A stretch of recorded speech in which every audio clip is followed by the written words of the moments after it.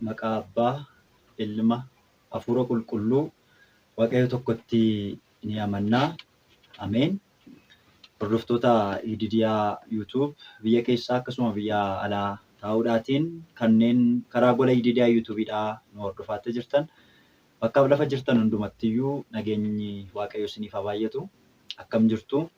Akkamiin sa'aatii kanaaf yeroo kana geessanii? Waaqayyo Waaqni keenya sa'a kanaaf yeroo kanaatti akka nuti isa galateeffannu kan nu taasise maqaan Waaqa keenyaa kan galateeffameetii fi kan ulfaate nuuf haa ta'u. Of eeggannoo keessumattuu biyya ambaa kanneen jirtan shamarran biyya ambaa jirtan ergaa kiyyaa isa olaanaa isa guddaa bakkaaf lafa jirtan hundattiyyuu isin haa qaqqabu. Ergaa kanaa hiriyoota keessaniif erguudhaatiin akka biraan geessan maqaa Waaqayyootiin isinin gaafadha. Sababiin har'aa dhufeef gorsa obbolummaadhaa isiniin ga'uudhaafidha. Gorsa obbolummaa akka nama tokkootti akka barsiisaa tokkootti isiniin ga'uudhaatiifidha. Maaliif jennaan obboleessi obboloota isaa obboleessa isaas ta'e obboleettii isaa gorsuu waanuma jiruuf ani immoo dirqama natti kennamee jiruutiif dirqamni natti kennamee jiru kun immoo karaa uumaati waan ta'eedhaatiif dirqama narra jiru kanaa fiixaan baasuun waan narra jiruufidha. Kanaatiifi wantan jechuudha barbaade akkuma beekamu baay'een keenya sooshaal miidiyaa hedduudha kan nuti fayyadamnu. Keessumattuu immoo kan biyya keessa jiran caalaatti gara biyya alaa yookiis biyya ambaa kanneen jiran inumaayyuu harki caalu ijoollee shamarranii haalli mijataadha sooshaal miidiyaa fayyadamuudhaatiif. Haa ta'u gaafan akkas jedhu hunda miti. Shamarran hedduun haala isaaniif mijataa ta'e kanatti sooshaal miidiyaa yeroo argatan kan itti fayyadaman jiru. Haa ta'uutii ati ergaa kiyya dhaggeeffataa kan jirtu sooshaal miidiyaan ati itti fayyadamaa jirtu situ itti fayyadamaa jira moo sooshaal miidiyaa sanatu sitti fayyadamaa jira kan jedhu gaaffii kiyyaa isa olaanaadha. Maaliif jennaan namoonni baay'een isaanii sooshaal miidiyaatu isaanitti fayyadama maleessaa isaan sooshaal miidiyaatti hin fayyadaman. Sooshaal miidiyaa kan jennu wantoota ittiin addunyaa kana keessa seennee arguu dandeenyutti fayyadamaatti jirru kan akka feesbuukii, telegiraamii, waatsaappii, tiiktookii, yuutuubii kanneen kanaaf kana fakkaatan kan nuti itti fayyadamnu. Namoonni baay'een tarii akka carraa ta'e tiiktookii kan hin jaallanne jiru, telegiraama kan hin fayyadamne jiraachuu danda'u, waatsaappis kan hin fayyadamne jiraachuu danda'u. Haa ta'u iyyuu maleessa kanneen kana keessaati tokkotti garuu dirqama fayyadamna. Fakkeenyaatiif kanneen sagalee koo dhagaatti jirtan kun karaa yuutuubiitiinidha. Kan yuutuubii kana hordofaatti jirru baay'een keenya immoo tiiktookii yookiin telegiraamii waatsaappii ni hordofna. Haa ta'uuti kan nuti itti fayyadamaa jirru kun bu'aa irraa buufataa jirra moo nutu bu'aa buusaafiitti jira kan jedhu gaaffii kooti. Namoonni baay'een sooshaal miidiyaa kanaaf bu'aa buusu malee sooshaal miidiyaa kanarraatti bu'aa kan hin buufanne hedduu isaaniitu jiru. Namoonni baay'een sooshaal miidiyaa kana bu'aatti buufatan ittiin gargaaraman miidhaa isaaniitu caalacha. Miidhaa isaan sooshaal miidiyaa kanatti fayyadamantu caala. Ragaasaa isiniifan kenna. Kanaaf keessumattuu immoo ijoo dubbii godhadhee kanan ittiin kaafadhe yookiin ergaa kana dabarsaatti kan jiru shamarran biyya ambaa yookiin biyya alaa kanneen jirtaniifidha ergaan koo kun irra caalaatti. Sababiin isaa bakka jirtan kanatti iddoo hedduutti akka biyya keenyaa miti waayifaan babal'atee kan jirudha. Mana tokko keessa 2-3 faa kan jiru jira dheetan yaada. Mana tokko keessa waayifaa 2-3 yoo dhabame tokkoon dhabamu jecha. Kanaaf haala mijataadha. Mana tokko gara mana tokkotti, kilaasii tokko gara kilaasii tokkotti gaafa dabarru yookiin kutaa tokko gara kutaa tokkotti gaafa dabarru waayifaa mijataa argachuu dandeenya. Kanaafi waan mijataa kana argannee bu'aatti buufataa jirra moo nututti buufamaafiitti jira kan jedhu gaaffii kooti. keessatti akka of madaalluuf akka ittiin of ilaalluufidha. Ijoollee baay'een ittiin miidhamaattu jiru. Faallaa kanaa ijoollee hedduun isaanii sooshaal miidiyaa kanaatiin amantaa isaaniitti kan ciman jiru. Waa'ee amantaa isaanii kan baran jiru, kan hubatan jiru, maalummaa amantaa isaanii beekanii hubatanii mana amantaa isaanii baadiyyaa kan jirtu, kan kuftee, kan kaasaatti jiran, qaawwee kan jiru, duuchaatti kan jiran, meeshaa garaagaraa, dungoo garaagaraa bituutiin, libaanaa garaagaraa bituutiin mana amantaa gargaaraatti kan jiru. Sanumarra darbeeyyuu mana amantaa kan ijaaraatti jiran hedduu isaaniitu jiru. Argaatti jirra. Hedduun isaanii ijoolleen shamarranii walitti dhufuudhaatiin sagantaalee hafuuraa mana amantaa baadiyyaa kanneen jiranitti qopheessuudhaatiin akka harmootiin abbootiin amantoonni akka isaan wangeela baratan taasisaatti jiru. Warroonni hojii kana irratti bobbaatanii jirtan guddaa galatoomaan isiniin jedha. Hojii gaariidha wanta ta'eedhaatiif. Hojii gaarii waan ta'eedhaatiif guddaa galatoomaan isiniin jechuu barbaada. Gatii keessan beenyaa keessan kan isiniif kaffalu Waaqayyoodha. Kanneen kaan qarshii isaanii baasanii karaa sooshaal miidiyaa kanaatiin mana amantaa rakkataa isaa ilaalanii kan gargaaraatti jiran hedduu isaaniitu jiru.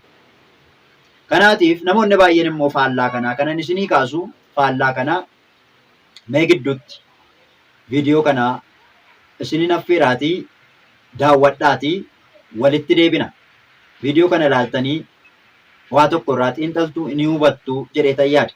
Nama kana ceebuudhaaf otoo hin taane fakkeenyaatiif jecha kana akkan dubbadhuudhaaf fakkeenya gaarii kan naa taate mucaa kanadha. Mee viidiyoo kana ilaalaa isa booddee deebineetu walitti dhufna gara viidiyoo kanaatti. Sumayyaa wajjin yeroo nama haasa'u dhaggeeffataa turte isii jalatti. Rabbiin naggeeffanne reeffan irra galoo jiran ture sagantaa waan an qabuufani naggeeffanne rabbi. Si darbe Sumayyaa wajjin gallee jechuudha tapha afur wayii taphanne gorsaa ture daawaa jajjabaa kana itti godhaa. Jira miti? Bashannanaa ture uummanni. Nama 2000 meeqattaa ilaalanii ture raayyaan hin qara'aafii ture. Simmoo wanti amma si galcheef maali beektaa? Manaamaa yeroo baay'ee si arge guyyaa 3 kana natti deddeebite. Itti maan ture uummata kanatti. Ingijjiirri rabbi albuusee dhugaa rabbi. Laa kenna dhugaa rabbi baay'ee tokko waan guyyaa 3 fayyaa namatti deddeebi'u jechuun. Mee wallaahi jedhi nama wallaahi jedhi. Jechuun hin kakatamu bar wanti dhugaa manaama waan ta'eef yookiin waswaasii ta'uu danda'a akkamitti kakadhare. Hojii kee albuusee dhugaa rabbi. Wallaahi hojjette malee si naman. Akka rafiitirraa ka'e manaamicha sana argeetan tokkichaa kana naa qabadhaa dhugaa rabbii tokkichaan kiyya ispoonsara mana kanaa ta'eeraadha. Akka rafiitirraa ka'e manaamarraa dammaqee mana kee dhufee gisee tokko taayicha si dhawwaan turre isittii nama dhungattu kiisiidhaan bakka manaamichi wal arge sana dhugoomsuu barbaade beektaa. Kiyya dhugaa rabbii kenna waan isa madhugumaa ani shamarran TikTok kana jiran keessaa namni natti hin tolu yookiin namni nama bararuu Okay, ati baay'ee tokko nama rarta bakka isaayyuu waanumatti nama rartuuf hin wallaale bar funyaan hin qabdu cal jetteetuma immoo fikriina qabsiifte na dheebdaban. Funyaan hin qabdu maa gurbaa kana waan gochuuf asitti guddate malee funyaan qaba haa funyaan narra jiru. Ila ati yoo kaate abdusee jala jante kan koo kanarraan siima yookiin turkii geessine si funyaan kee otuu qabdi. Egaa agartaniittu wanti kun kan inni ta'ee jiru karaa TikTokiidhaanidha. Karaa TikTokiitiin ijoolleen keenya baay'een shamarranii keessumattuu immoo filoo hedduu gaafa argatan addunyaan kun harka isaanii keessa wanta jiru kan itti fakkaatu baay'ee jiru. Namoota baay'een arga. Namoonni baay'een waa'ee amantaa hin beekani garuu maqaa amantaatiin wanti isaa hin hojjetin hin jiru. Mee amma kan biraa dhiisaatii viidiyoo amma daawwattan kanarraatii obboleettii keenya fakkeenya akka fudhattan hin barbaada. Obboleettiin keenya kun kan ishee caalan baay'ee isaanii jiru. Gaafa hin jedhu hojii yaraa kan hojjetan kan ishee fakkaatan baay'ee isaanii jiru. Ijoollee shamarranii kanan ittiin ceephaa'u waan gaarii akka isaan hin goonichaadha.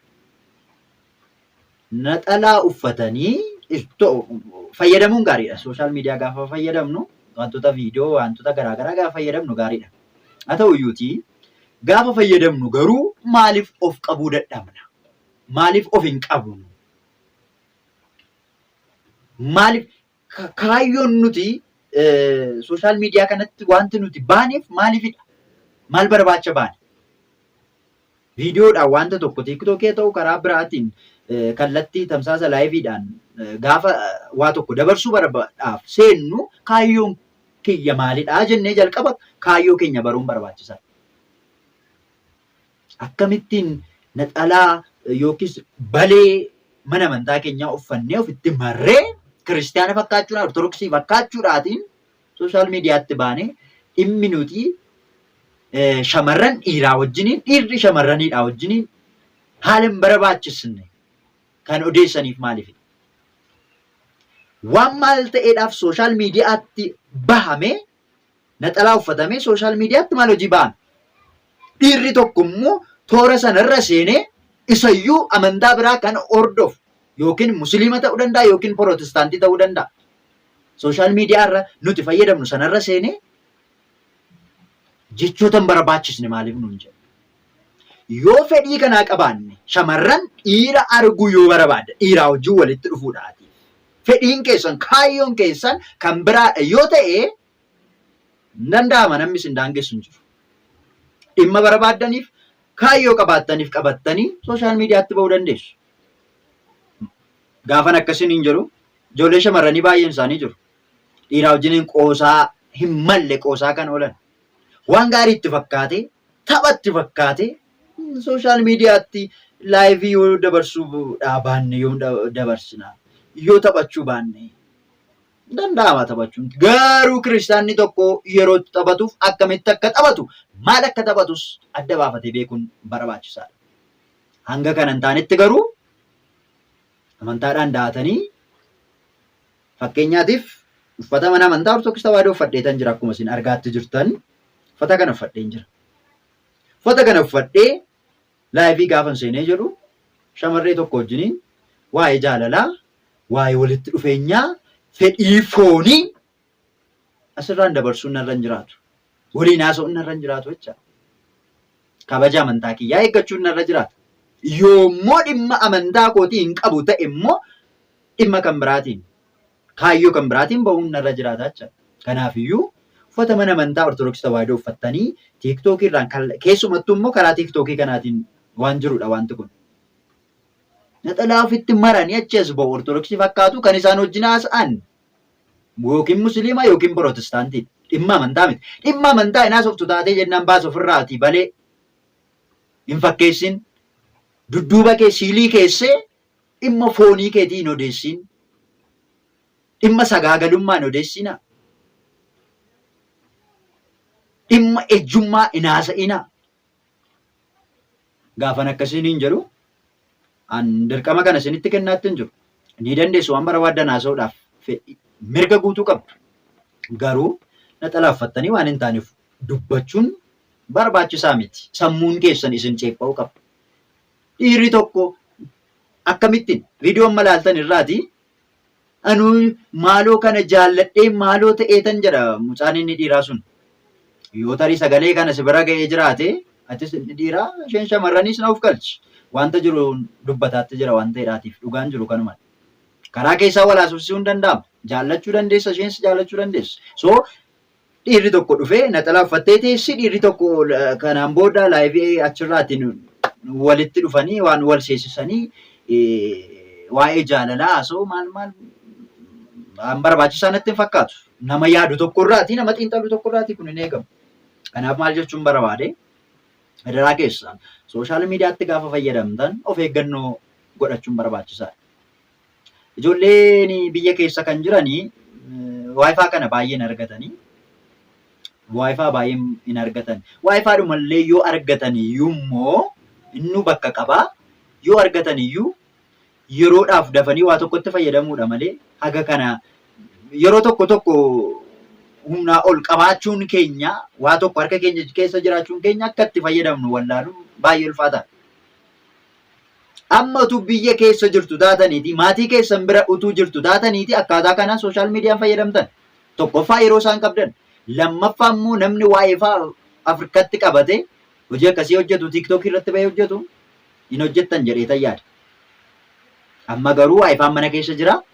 Silkii harka keessan irraatii 2-3 harka qabdu. Waayifaan akka garaa keessanitti jira. Kanaaf sooshaal miidiyaatti baatanii wanta barbaadan akka barbaadanitti akkasin hojjettuuf isin dirqisiiseera jechaadha. Kanaaf adaraa keessan obboloonni koo shamarranii adaraa keessan naa hubadhaa. Sooshaal miidiyaatti gaafa baatanii itti fayyadamaa malee sooshaal miidiyaan isin itti hin fayyadamin. Waa'ee amantaa keessanii kabajaa eegaa kunuunsaa. Ulfina amantaa keessaniidhaa qabaadhaa. Ati waa'ee amantaa keetiin kunuunsa laattu taanaan hin kabaju taanaan eenyu dhufee siif haa kabaju. Ati naxalaa uffatteetu sooshaal miidiyaa tiiktookiitti baateetu dhiiraa wajjiniin akka barbaadde haasofta ta'ee jennaan gaarummaan qabaatu situ kabachiisuu danda'a. Tarii amantaa biraa keessa jiraachuu danda'u. Waa'ee amantaa biraa si gashuu hin danda'u. Akka isaanii jettee atis asii lafa dhiituun sirra hin jiraatu. Akka abaluu sirbaan morma nama jallisaa jedha Oromoon. Akka abaluuttiin sirbaan morma nama jallisaa. Kan nama biraa ilaaltanii abaluun akkasittiin dubbatti akkasittiin foloo guddaa argattee jirti. Anis akka ishee ta'uun qaba jettanii waan hin taane hin hojjetina. Amantaa irraati achi ba'aati waan barbaadan hojjechuu dandeessu. Hinumaayyuu naxalaa balee uffachuu dhiisiti qullaa kee sooshaal miidiyaatti baate foloo guddaa argachuu dandeessa. Hin beekamu. Kaayyoon keessa dhataanaa. Dhimma foloo guddaa argachuuti. Dhimma namoota baay'ee uffee bareedduu miidhagduu jedhanii harka walitti si rukutan laayikii siif kennan si jala deemanii koomentii jala deemanii waaw jedhanii akka ambulaansiidhaa warroota si jalatti deemanii iyyan kan barbaaddu ta'ee jennaan qullaa keeyyuu dhaabbachuu dandeessa.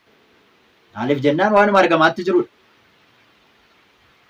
Shamarree uffata isheetiin kuulamtee miidhagdee bareeddee of dhoksitee simboo ishee kan irraati ifuudhaaf namni laayikii godhuuf hin jiru.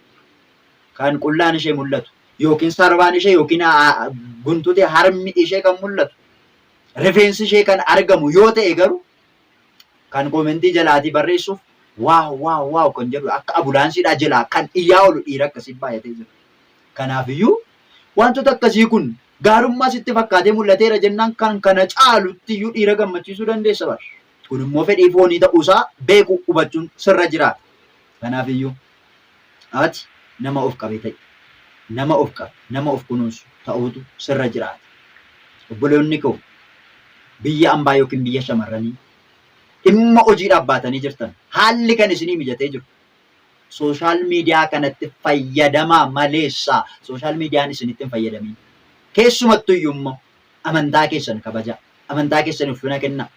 Ortodoksii tawaahidoo qofa otoo hin taane amantaa biraatiifis ergaan qabu kana. Amantaa kee kabaji ulfina kenniif. Yooti kabajji ulfina yoo laatteefidha. Kanarraan kan hafe sooshaal miidiyaatti baatanii ilkaan yaasuu qofaa miti. Ilkaan yaasuu qofaa miti. Ilkaan yaasuu qofaa miti. Kolfuu qofaa miti. Dhiirri abbaan barbaade dhufee sooshaal miidiyaa irratti jecha barbaade siin jedhee yookiin gaarummaa natti hin fakkaatu. Gaafan akkas jiru na of kalchaa. Ani hammina keessaniidha. Miti jibba keessanis qabaadheetiin miti. Taphni yeroo qaba. Taphni akkas immoo qaba. Akkaataa itti taphatan qaba. Yeroos immoo qaba. Kanaafiyyuu namni tokko akkamittiin shamarreen tokko naxalaa uffattee baatee waa'ee amantaadhaaf as baatee dhiirri amantaa biraa tokko seenee sin jaalladhaa bareedduudhaa maaloo kee eessa kee kalee kee garaa kee akkamittiin sin jedha. Dhimma amantiitiif baate taanaan dhimma amantii keetii dubbadhu. Soo kanaatiif iyyuu na of kalchaa isiniin jedha. Egaa wanta kana irraati akka hubattanii akka irraatii bartan isiniin jechuun barbaadeetanidha. Sooshaal miidiyaatti fayyadamaa malee isinitti hin fayyadamin. Sooshaal miidiyaa waa'ee amantii keessanii waa'ee jireenya keessanii yoo dubbattan gaariidha. Kanarraan kan hafe walitti hin fidinaa wali hin fakkeessinaa isiniin jechuun barbaade. Kun immoo gorsa obbolummaati. Kan hordofaatti jirtan gola iididiyaa yuutuubii. Gola iididiyaa yuutuubii keessaan barnoota mana amantaa ortodoksii tawaahidootiif faarulee dirree tajaajila hafuuraa irratti qophiilee darban kamiin kan isin biraan ga'udha. Barnoota kan biraatiin yookiin barumsa kan biraatiin deebinee hanga walitti dhufnutti nagaa ta'a fayyaa ta'a. Waan na dhaggeeffattaniif guddaa ulfaadhaa. Gorsa kiyya kana akka fudhattan abdii guddaan qaba. Obboloota keessaniif yoo ergitan yoo qaqqabsiistan namni tokko namni lama irraa waa hubachuu danda'a jedheetan abdii guddaan qaba. Kanaaf iyyuu hiriyoota keessaniin gahaa viidiyoo kana laayikii godhaa giruppii keessa jirtanitti keessumattuu ijoolleen shamarranii waliin gahaa dhaggeeffadhaa. Hanga barnoota biraatiin, sagantaa biraatiin, dhimma ijoo biraatiin deebinee hanga wal agarruutti nagaa ta'aa, fayyaa ta'aa, galatoomaa. Arjummaan Waaqayyoo Raasumaa Dubaroo Maaramii eegumsa ergamoota Waaqayyoof eebbaa fayyaanni raajotaa suuqni bareegamtoota hunda keenyarrayyuu olee kan bulee nufaa ta'u nagaa Waaqayyootiin tura. Didiyaadha galanni keenya ulfina isaatiif kaanee hundi keenya Waaqa jiraatu.